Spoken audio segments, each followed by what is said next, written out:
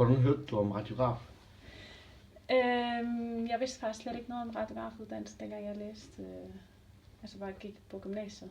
Fandt først ud af det efter gymnasiet. Så var jeg inde og høre om forskellige uddannelser. Og så fortalte jeg, hvad jeg var interesseret i.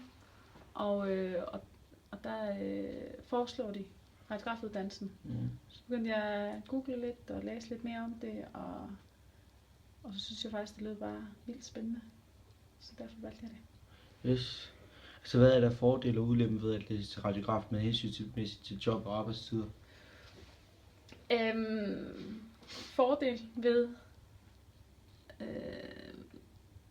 og ulemper ved at læse til radiograf.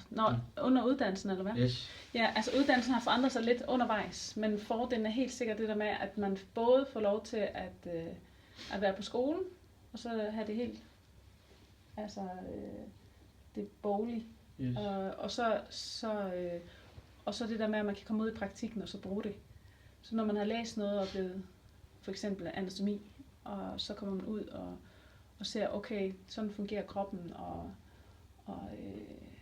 det er faktisk sygdom for eksempel, og man lærer om nogle forskellige sygdomme, så kommer man ud, og så ser man, det er sådan, det ser ud i virkeligheden. Yes. Så man bliver godt koblet sammen, de to ting. Hvor lang tid tager uddannelsen? Den tager 3,5 år. Yes. Så er det hårdt at blive radiograf? Hårdt at blive radiograf? Nej, ikke hvis man synes, det er spændende. Hvis man synes, sådan nogle ting er spændende, teknik og mennesker og hospitalsverden. Så hvordan er det at have så meget menneskekontakt?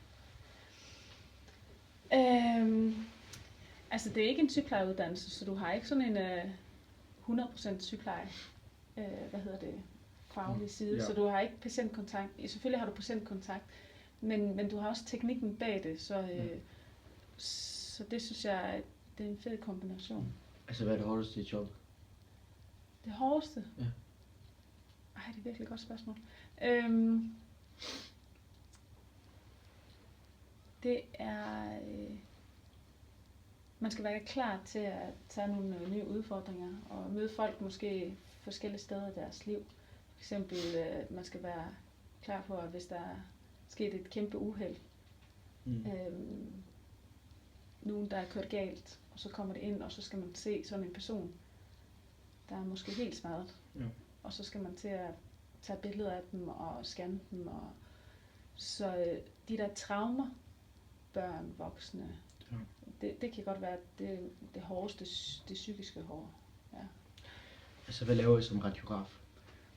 Vi tager røntgenbilleder, og vi scanner. Ja. Man kan også udvikle faget. Man kan også komme ud og rejse, hvis man har lyst til det.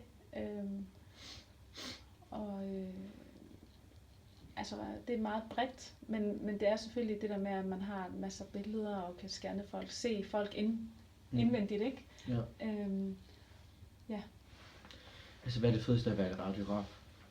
Jamen det er det, at man er sådan en speciel gruppe, men alligevel så tror jeg 80-90% af alle patienter, der kommer ind på hospitalet, de kommer forbi røntgenafdelingen. Yes. Så du ser bare alle patientgrupper, både børn og gamle, og så det synes jeg, det er det fedeste. Og så man kan både arbejde natten og dagen, og hvad der passer ind.